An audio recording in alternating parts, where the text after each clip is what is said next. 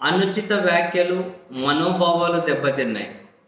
ఈ రెండిటి లైన్ మీద వరుసగా కేసులు పెట్టడం, అరెస్టులు జరుగుతూ ఉండడం, ఇది ఒక కంటిన్యూస్ ప్రాసెస్గా వెళ్తూ ఉంది.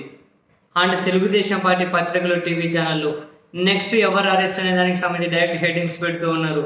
వాళ్ళ నెక్స్ట్ హెడ్డింగ్ ఇప్పుడు దువ్వాడ శ్రీనివాస్ దగ్గరకు వచ్చింది.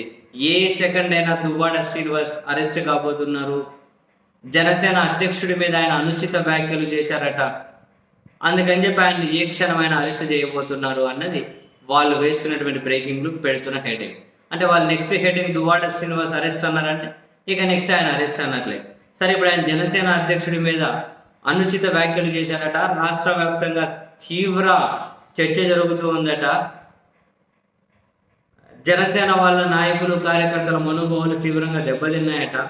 జనసేన అధ్యక్షుడి ఆయన యొక్క క్రెడిబిలిటీ అనేది పూర్తిగా తగ్గించే స్టేట్మెంట్ అట అది.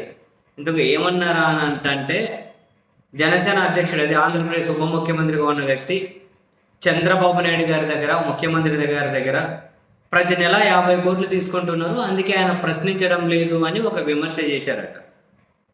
జనసేన అధ్యక్షుల వారు ముఖ్యమంత్రి గారి దగ్గర ప్రతి నెల 50 కోట్లు తీసుకుంటూ ఉన్నారు, అందుకే ప్రశ్నించకుండా సైలెంట్ ఉన్నారు అని దువ్వాడ శ్రీనివాస్ అనే వైసీపీ ఎమ్మెల్సీ ఒక విమర్శ చేశారట. సో అది చాలా అబ్జెక్షనబుల్ స్టేట్మెంట్ అట, అనుచిత వ్యాఖ్య అట. ఆ వ్యాఖ్య మీద రాష్ట్ర వ్యాప్తంగా తీవ్ర స్థాయిలో చర్చ జరుగుతుందట. ప్రజలు అలా ఎలా అంటారు అని చెప్పి తీవ్ర ఆందోళన చెందుతూ ఉన్నారట. జనసేన కార్యకర్తలు తీవ్ర ఆందోళన చెందుతూ ఉన్నారట. అదొక పొలిటికల్ ఏమంటారు అదొక రాజకీయ విమర్శ కదా, అదొక రాజకీయ విమర్శ. ఆయన దగ్గర 50 కోట్లు తీసుకున్నాడు అన్నది అంత పెద్ద అనుచిత వ్యాఖ్య అయితే బాబోయ్, ఎంతమందిని ఎన్ని మాటలు అంటారు రాజకీయాల్లో. జగన్ 1,00,000 కోట్లు సంపాదించాడని 15 ఏళ్ళ నుంచి చెబుతూ ఉన్నారు. అట్లయితే ఫ్యాక్షనిస్టు, హంతకుడు, 1,00,000 కోట్లు మాట్లాడుకుంటూ పోతే ఎన్ని, మరి అవన్నీ ఏం వ్యాఖ్యలు అవ్వాలి? ఇదొక నన్ను అడిగితే రాజకీయ విమర్శ, కానీ అనుచిత వ్యాఖ్య అట. తీవ్రంగా మనోభావాలు దెబ్బతింటున్నాయట. అందుకని చెప్పి ఇప్పటికే దువ్వాడ శ్రీనివాస్ మీద గుంటూరులో ఒక కేసు, అవనిగడ్డలో ఇంకో కేసు, మచిలీపట్నంలో ఇంకో కేసు, విజయనగరంలో ఇంకో కేసు, కోనసీమ జిల్లాల్లో ఇంకా కేసులు, తాజాగా భీమవరంలో మరో కంప్లైంట్ భీమవరంలో ఈరోజు ఇప్పుడే.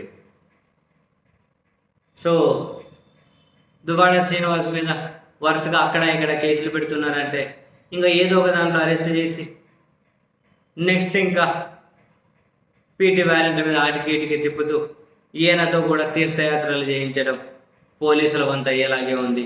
ఏమో మరి తెలుగుదేశం పార్టీ ఛానల్ హెడ్డింగ్లు పెడుతున్నాయంటే నెక్స్ట్ దువ్వాడ శ్రీనివాస్ అని. అంటే హోంవర్క్ వాళ్ళు ఇస్తారు, టీచర్లు హోంవర్క్ ఇస్తే విద్యార్థులు చేసినట్లు నెక్స్ట్ ఎవరిని చేయాలన్న వర్క్ వాళ్ళే ఇస్తారు.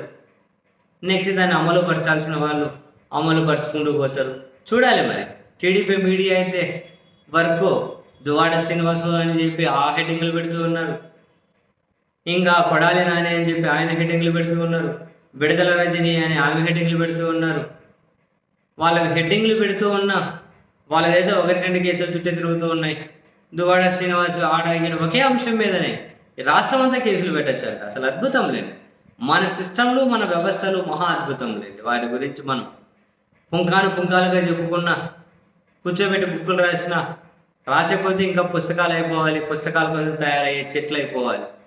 అంత అద్భుతంగా పనిచేస్తాయి. అదే విషయం, అది ఒకే విషయం మీద ఎక్కడైనా ఎన్నిసార్లైనా కేసులు, ఎన్నిసార్లైనా అరెస్టులు. మరి ఆయన మీద వరుసగా కేసులు ఆడ పెడుతూ పోతున్నారు కాబట్టి ఈడ బయలు వస్తే ఆడ బయలు వస్తే ఇంకో దగ్గర బహుశా తిప్పడం కోసం గ్రౌండ్ వర్క్ ప్రిపేర్ చేస్తున్నారేమో. తెలుగుదేశం పార్టీ మీడియా పెడుతున్నటువంటి నెక్స్ట్ ఛాలెంజ్ దువ్వాడ శ్రీనివాస్ అనేది నిజంగా పోతుందా ఏమో మరి చూడాలి. ఏమో ఈ మధ్య రాజకీయాల్లో కానీ అంత యాక్టివ్గా కనిపించట్లేదు. మనమనే మళ్ళీ యాక్టివ్గా కనిపిస్తున్నట్టున్నారు. ఎందుకంటే ఆసారి ఇప్పుడు మంచి యువకుడి మూడ్లో ఉన్నారు కదా దువ్వాడ శ్రీనివాస్ గారు, బాగా యువకుడి మూడ్లో ఉన్నారు కదా. మరి ఇప్పుడు మళ్ళీ పొలిటికల్ మూడ్లోకి వచ్చారా? రాకపోతే ఏముంది, వీళ్ళు తెప్పిస్తారులేండి. చూడాలి మరి వాట్ నెక్స్ట్ అనేది.